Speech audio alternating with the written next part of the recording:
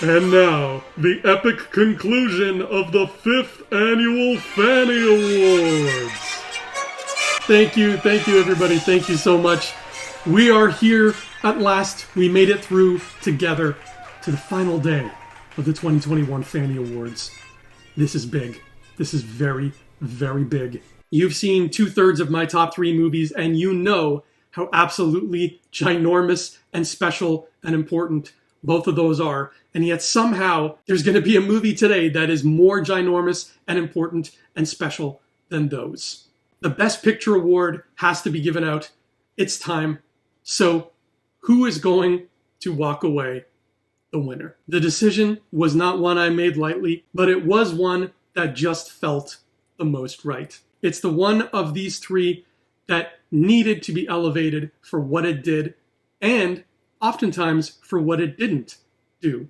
I am proud and honored to announce to you all today that the Best Picture of the year of our Lord 2021 was, of course,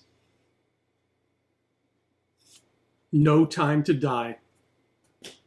Until the revolution happens and we change things for the better, we have to simmer in the unfortunate truth that we live in a world where money talks. Franchises like James Bond are the kind of money-making machines executives love. The upside to this is that movie fans like us get all these wonderful franchises to sink our teeth into year after year. But the downside is that storytelling suffers. Every great story must eventually end.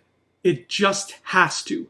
Everybody watching this would rather take a fun road trip with a final destination in mind than sit on a subway and ride it in an endless loop until you get motion sickness. Now, the James Bond franchise is not coming to an end, but it still had the guts to show us what the culmination of its story looks like. And it looks beautiful.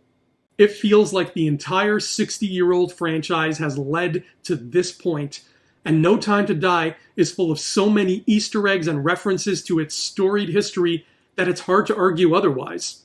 Unlike The Rise of Skywalker, No Time to Die treats its final chapter with appropriate gravity, taking risks only a final chapter could take, and giving love to everything that came before, not just the things the director liked.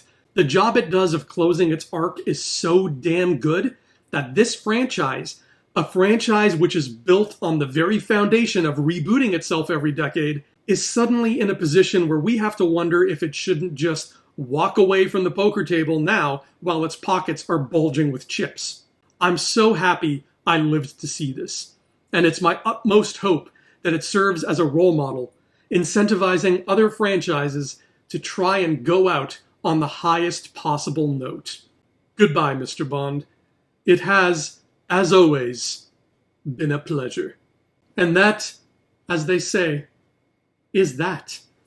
The Best Picture has been given out, which means the Fannie Awards are going to say goodnight and adieu until next year. I want to thank each and every one of you who tuned in and watched all of these so much for being a part of this. If you want to make me even happier, you can follow the link below and pick up a copy of Side Scroller for your very own. That would just be the icing on the cake for me. I would be tickled pink. You can go ahead and do that anyway, even if you hate me. Just buy it out of spite.